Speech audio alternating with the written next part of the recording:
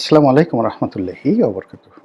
সম্মানিত দর্শক, দীর্ঘ ১৭ বছর পর বিএনপির সাবেক ভারপ্রাপ্ত চেয়ারম্যান এবং বর্তমানের চেয়ারম্যান জনাব তারেক রহমান সাহেবের স্বদেশ প্রত্যাবর্তনের পর থেকে একের পর এক লঙ্কা কাণ্ড ঘটে যাচ্ছে। এ সকল কর্মকাণ্ডে সাধারণত যারা প্রধান ব্যক্তি তাদের বেশিরভাগ ক্ষেত্রেই তাদের সায় থাকে না, এবং আমি বিশ্বাস করি যে জনাব তারেক রহমান সাহেবেরও এসব ক্ষেত্রে সায় নেই। কিন্তু তার যে বিশাল কর্মযজ্ঞ, এই মুহূর্তে দেশ সামলানো, বিদেশ সামলানো, মানুষের আশা-আকাঙ্ক্ষা সামলানো, বিভিন্ন মানুষের সাক্ষাৎকার সামলানো, রাজনৈতিক কর্মকাণ্ড সব মিলিয়ে তাকে নির্ভর করতে হয় তার আশেপাশে যারা রয়েছেন তাদের উপর। এখন তার আশেপাশে যারা আছেন ২ ধরনের মানুষ। যারা দীর্ঘদিন তার সঙ্গে লন্ডনে ছিলেন এবং তার পরীক্ষিত, তিনি তাদেরকে ভালোবাসেন। তো যারা লন্ডনে ছিলেন তাদের ক্ষেত্রে আবার ২ টো সমস্যা। ১ম সমস্যা হলো যে তারেক রহমান সাহেব তাদেরকে খুব ভালোবাসেন। আর এই যে তারেক রহমান সাহেব তাদেরকে খুব ভালোবাসার কারণে বাংলাদেশে বিএনপির যে সকল পরীক্ষিত নেতাকর্মী রাজপথে ছিলেন তারা সঙ্গত কারণে এই সমস্ত লোকদেরকে পছন্দ করেন না, যে আমরা এখানে এত খাটলাম, এত কিছু করলাম। আর তারেক রহমান সাহেব বিদেশ থেকে যাদেরকে নিয়ে এসেছেন তারা বয়সে অল্প বয়সী, তরুণ, বাস্তব রাজনীতির ক্ষেত্রে এতটা অভিজ্ঞতা সম্পন্ন নন, অথচ তারেক রহমান সাহেব তাদেরকে প্রিভিলেজ দিচ্ছেন। এই হলো এক। আর তাদেরকে বাদ দিয়ে তারেক রহমান সাহেবের সঙ্গে দেখাও করা যাচ্ছেন না। অন্যদিকে যেটা হলো যে যারা লন্ডন থেকে এসেছেন তারা মূলত তারেক রহমান সাহেব যেহেতু পছন্দ করছেন, তাদেরকে ধরে নেওয়া হয় তারেক রহমান সাহেবের ইচ্ছা, আকাঙ্ক্ষা, স্বপ্ন, তার রুচি, অভিরুচি, শিক্ষা, দীক্ষা সবকিছুর সঙ্গেই তারা কমপ্লাই করতে পারেন। তা না হলে তো তাদেরকে নিয়োগ দিতেন না। অথবা এমন হতে পারে যে লন্ডনে তারেক রহমান সাহেব যাদেরকে খুঁজেছেন, তো সেখানে যাদেরকে পাওয়া গেছে সেই সেই লোকগুলোর মধ্যে এরাই উত্তম। এখন হয়তো যদি তারেক রহমান সাহেবের আশেপাশে দেশ চাইতেও আরও অনেক ভালো লোক পাওয়া যেত, এমনকি মার্টিন লুথার কিংয়ের মতো মানুষ পাওয়া যেত, বারাক ওবামার মতো মানুষ পাওয়া যেত, তিনি হয়তো তাদের সাহায্য নিতে পারতেন। এখন যাদেরকে পেয়েছেন এবং গত ১৭ বছর ধরে যারা তাকে সঙ্গ দিয়েছে, বিভিন্ন পরীক্ষায় উত্তীর্ণ হয়েছে, তিনি সঙ্গতির কারণে তাদের প্রতি নির্ভরশীল হবেন। আর সেই মানুষগুলো বাংলাদেশে এসে ন্যাচারালি যে বিপদে পড়বেন সেটা হলো তারা বাংলাদেশের আবহাওয়া, প্রকৃতি, পরিবেশ এটা সহজে বুঝতে পারবেন না।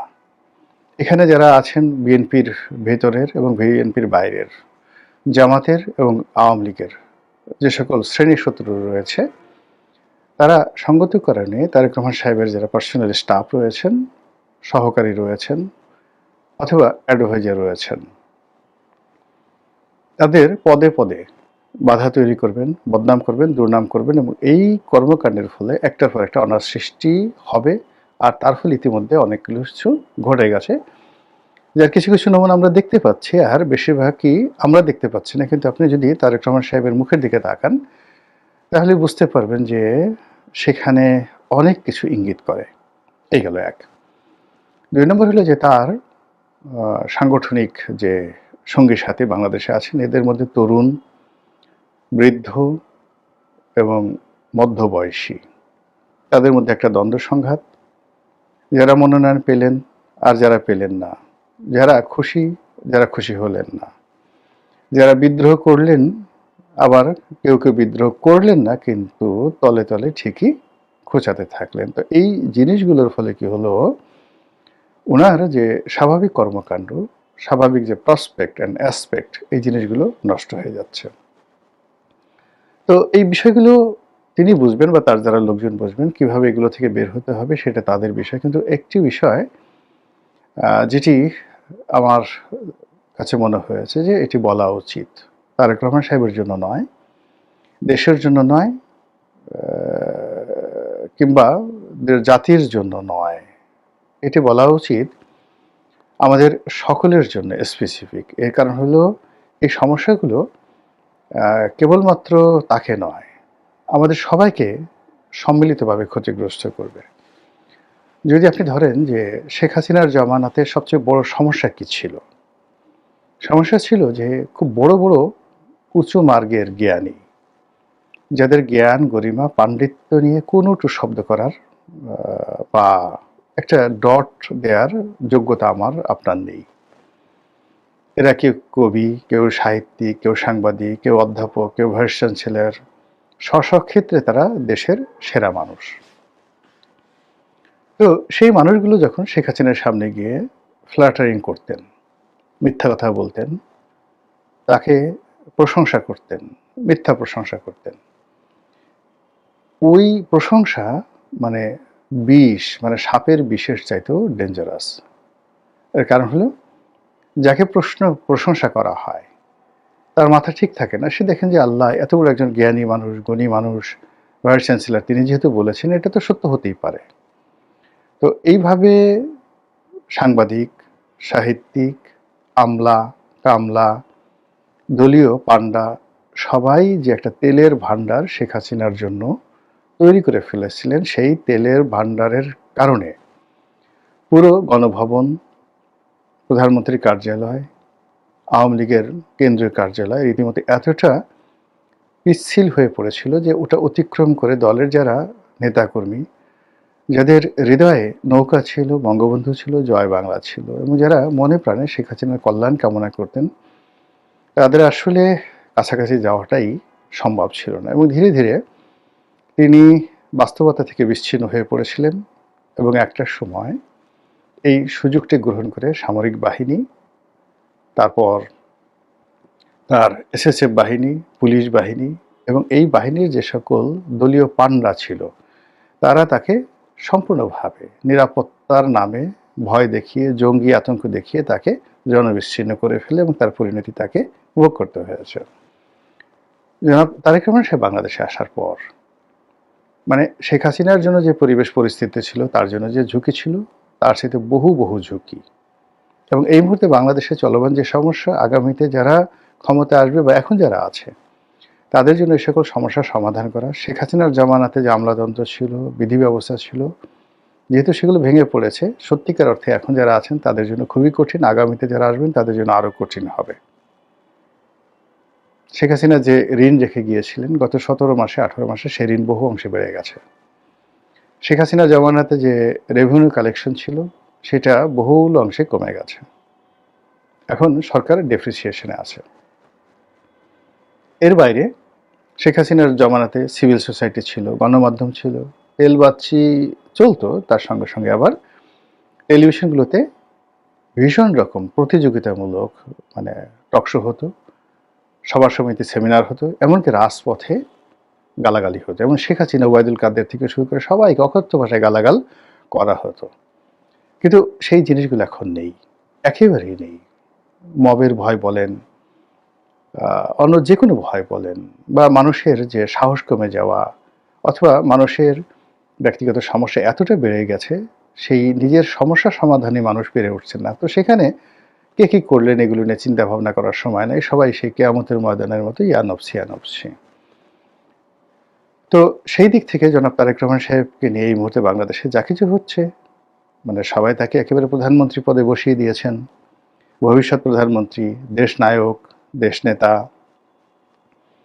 তারপর কিংবদন্তির নানা রকম উপাধি তাকে দেওয়ার চেষ্টা করছেন। বেচারা প্রাণান্ত চেষ্টা করছেন সাধারণ পোশাক পরার, সাধারণ চেয়ারে বসার, মানুষজন ঝাঁপিয়ে পড়ছে তার পায়ে কদমবুচি করার জন্য তিনি দূরে সরে যাওয়ার চেষ্টা করছেন, বিভিন্ন মানুষকে সম্মান দেখানোর চেষ্টা করছেন। কিন্তু এই কাজগুলো তিনি যত বেশি করছেন, তেলবাজরা তত বেশি ডায়নামিক হচ্ছেন, তত বেশি সতর্ক হচ্ছেন এবং তত বেশি মানে যাকে বলে সিনথেটিক অয়েল, নর্মাল অয়েল নয়, সিনথেটিক অয়েল নিয়ে প্রাণান্ত চেষ্টা করছে যে ওনার যে যাত্রাপথ, সেই যাত্রাপথটিকে পিচ্ছিল করে দেওয়ার জন্য, যেন তিনি দাঁড়াতে না পারেন, পড়ে যান, কথা বলতে না পারেন, এলোমেলো হয়ে যান, ভুলভ্রান্তি হয়ে যান। এবং এটারই কিছু লক্ষণ আমরা দেখতে পাচ্ছি।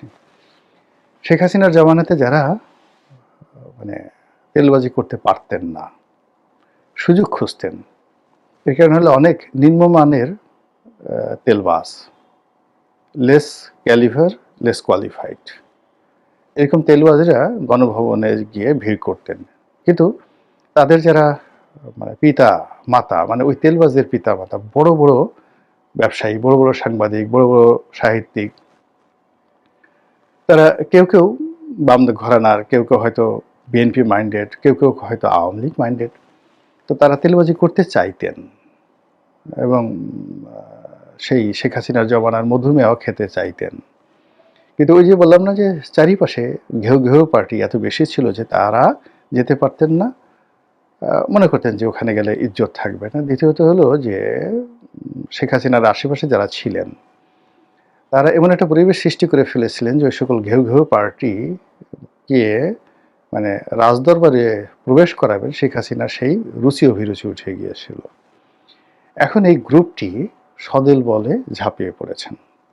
বড় বড় তেলবাজ, মানে যারা সাধারণত আন্তর্জাতিক অঙ্গনে তেল দেয়, যারা সেই বিভিন্ন রাজপ্রাসাদে তেল দেয়, হোয়াইট হাউস, এলিসি প্রাসাদ, বাকিংহাম প্যালেসে যারা তেল মারে, এইরকম তেল এখন জনাব তারেক রহমান সাহেবের পেছনে দেওয়ার জন্য, সামনে দেওয়ার জন্য, চারিদিকে ছিটানোর জন্য যে সকল মানুষ তাণ্ডব শুরু করেছে, এই তাণ্ডবে ওনার মানে চলার যে পথ, এই পথটি নষ্ট হয়ে যাচ্ছে। এই গেল এক। বোঝার চেষ্টা করুন যে এই তেলবাজির মধ্যে কি কি বিষয়গুলো নিয়ে আসছে। আমরা এখনো যারা ইউটিউবে কন্টেন্ট তৈরি করি বা আমরা ফেসবুকে যারা লিখে খুব সেলিব্রিটি, আমাদের এক একটা যাদের লাইক কমেন্ট বা একটা স্ট্যাটাস দিলে যেখানে 1 লাখ লাইক পড়ে যায়, 1 ঘন্টার মধ্যে যেখানে 50 লাখ লোক দেখে ফেলে, তো এরকম যারা ফেসবুক বা ইউটিউবে যারা সেলিব্রিটি রয়েছি, তো তাদেরকেও যদি বলা হয় যে ইউ আর এ ফেসবুকার, সে কিন্তু একটু হলেও অপমান বোধ করে যে এত কিছু বাদ দিয়ে আমাকে ফেসবুকার বলা হলো, বা বলা হলো সে একজন ইউটিউবার। যেমন আমার কথাই বলি, এখন আমার তো মাশাআল্লাহ ধরেন ইউটিউবে একটা অবস্থা হয়েছে। তো সেই দিক থেকে যদি বলা হয় যে গোলাম মোল্লা রনি সাবেক সংসদ সদস্য, লেখক, চিন্তক, রাজনৈতিক বিশ্লেষক, এগুলো বাদ দিয়ে যদি বলা হয় গোলাম মোল্লা রনি একজন এমিনেন্ট বা ধরুন একজন নামকরা ইউটিউবার, আমার কিন্তু জিনিসটা ভালো লাগে না, কোনো অবস্থাতেই ভালো লাগে না। ইভেন মার্ক জাকারবার্গ, যিনি মেটার প্রধান, ইউটিউব মানে ইসের জনক যাকে বলা হয়, ফেসবুকের জনক, তাকেও যদি ফেসবুকার বলা হয় তিনি ইনসাল্ট ফিল করেন। এবং তিনি এখন ফেসবুক নিয়ে খুবই আনহ্যাপি, ভীষণ রকম আনহ্যাপি। যেভাবে আলফ্রেড নোবেল তার ডিনামাইট নিয়ে আনহ্যাপি ছিলেন, সেরকম তিনি আনহ্যাপি। তো এখন বাংলাদেশে এই তেলবাজরা জনাব তারেক রহমান সাহেবকে একজন ফেসবুকার হিসেবে শ্রেষ্ঠত্ব দিতে চাচ্ছেন, অমরত্ব দিতে চাচ্ছেন। এবং তারা গবেষণা করে বের করেছেন যে গত কয়েক মাসে ডোনাল্ড ট্রাম্প ফেসবুকে যে সকল স্ট্যাটাস দিয়েছেন বা তার যে অ্যাক্টিভিটিস রয়েছে, তার সাথে তারেক রহমান সাহেবের যে অ্যাক্টিভিটিস, এটা অনেক বেশি। এই জন্য তিনি ডোনাল্ড ট্রাম্পের চেয়ে শ্রেষ্ঠ। বলেন তো, দুনিয়াতে কি তেল দেওয়ার আর কোনো শব্দ ছিল না, আর কোনো ভাষা ছিল না, আর কোনো সেক্টর ও উপসেক্টর ছিল না? এই জিনিসগুলো তারা শুরু করেছে। আরেকটি দেখলাম যে জরিপ করে কারা যেন বের করেছে যে সর্বকালের সৎ যারা শাসক, তাদের মধ্যে 1 নম্বর হলো জিয়াউর রহমান সাহেব। ভালো কথা, জিয়াউর রহমান সাহেব সততা ছিলেন, এটা জরিপ করার কি আছে? আর এখন জিয়াউর রহমান সাহেবের সততার জরিপ এখন করতে হবে কেন? যেটা ইতিহাসে প্রমাণিত হয়ে গেছে যে তিনি একজন সৎ মানুষ, সেটি এখন এই দালালরা, ফড়িয়ারা বের করেছে। এবং এটা শেখ হাসিনা জামানাতে ছিল। তিনি পৃথিবীর 3 নম্বর সৎ প্রধানমন্ত্রী, তিনি পৃথিবীর 2 নম্বর পরিশ্রমী প্রধানমন্ত্রী। তারপর আরও কত কিছু, মানে তার কাছাকাছি যাওয়ার জন্য 2 কলম লেখা, একটা কবিতা লেখা, একটা বই লেখা, তার বাবাকে নিয়ে কোনো একটা প্রশংসাসূচক বক্তব্য দেওয়া, বঙ্গবন্ধুকে নিয়ে একটা ন্যারেটিভ তৈরি করে, এগুলো করে তারা ধান্দা করত। এখন এই যে ফুড়ি এবং ধান্দা তারেক রহমান সাহেবকে কেন্দ্র করে যেটা শুরু হয়েছে, আল্লাহ মাফ করুক, আমাদের সবাইকে মাফ করবে, এটা যদি অব্যাহত চলতে থাকে তাহলে গন্তব্য যে কোথায় গিয়ে শেষ হয় মহান আল্লাহ রাব্বুল আলামিন ছাড়া আমরা কেউ বলতে পারি না। আসসালামু আলাইকুম ওয়া রাহমাতুল্লাহি ওয়া বারাকাতুহু।